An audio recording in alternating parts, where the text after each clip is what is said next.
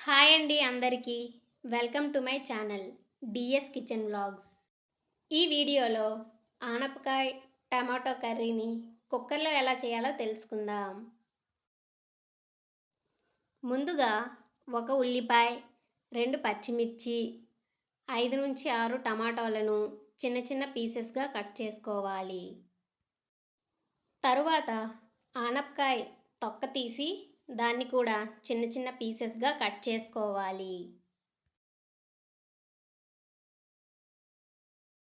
ఇప్పుడు స్టవ్ మీద కుక్కర్ పెట్టి కుక్కర్ కాస్త హీట్ అయ్యాక 1½ టేబుల్ స్పూన్ ఆయిల్ వేసుకోవాలి.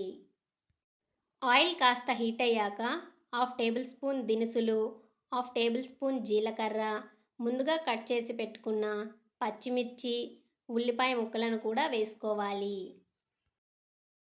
ఒకసారి బాగా కలుపుకొని ఉల్లిపాయ ముక్కలను కాసేపు వేగనివ్వాలి. ఉల్లిపాయ ముక్కలు కాస్త వేగిన తరువాత అందులో ఒక రెబ్బ కరివేపాకు వేసుకోవాలి. ఈ ఆనపకాయ కూరని కుక్కర్లోనే కాదు కళాయిలో కూడా చేసుకోవచ్చు. కానీ కుక్కర్లో చేస్తే త్వరగా అయిపోతుంది.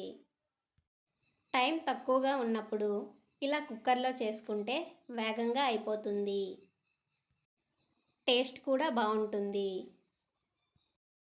ఉల్లిపాయలు కాస్త ఫ్రై అయ్యాక ముందుగా కట్ చేసి పెట్టుకున్న టమాటో ముక్కలను వేసుకోవాలి.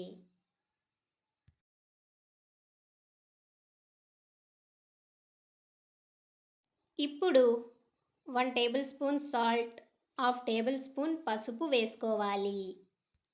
సాల్ట్, పసుపు ఒకసారి బాగా కలిసే విధంగా కలుపుకొని మూత పెట్టుకోవాలి. ఇలా మూత పెట్టడం వల్ల టమాటాలు బాగా మగ్గుతాయి. మూత తీసిన తరువాత ఒకసారి బాగా టమాటాలను మెదుపుకుంటూ కలుపుకోవాలి. బాగా మెదిపిన తరువాత ఇలా గ్రేవీలా అయ్యాక అందులో 1 టేబుల్ స్పూన్ కారం వేసుకోవాలి. తరువాత ముందుగా కట్ చేసి పెట్టుకున్న ఆనపకాయ ముక్కలను వేసుకొని బాగా కలుపుకోవాలి.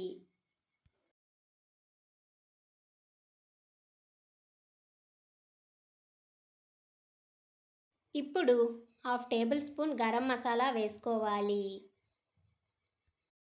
మసాలా కలిసే విధంగా ఒకసారి బాగా కలుపుకోవాలి.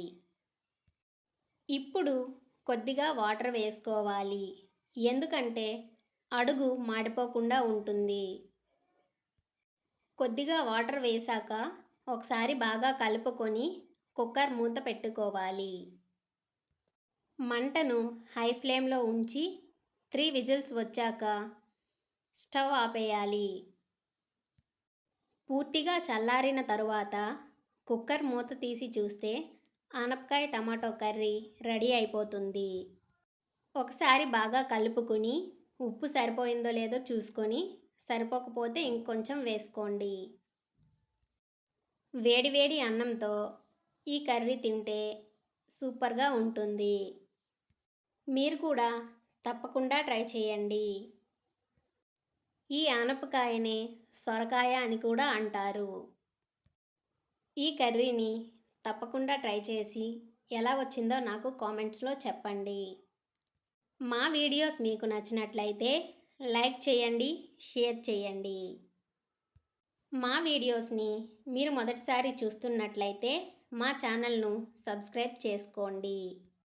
Thanks for watching.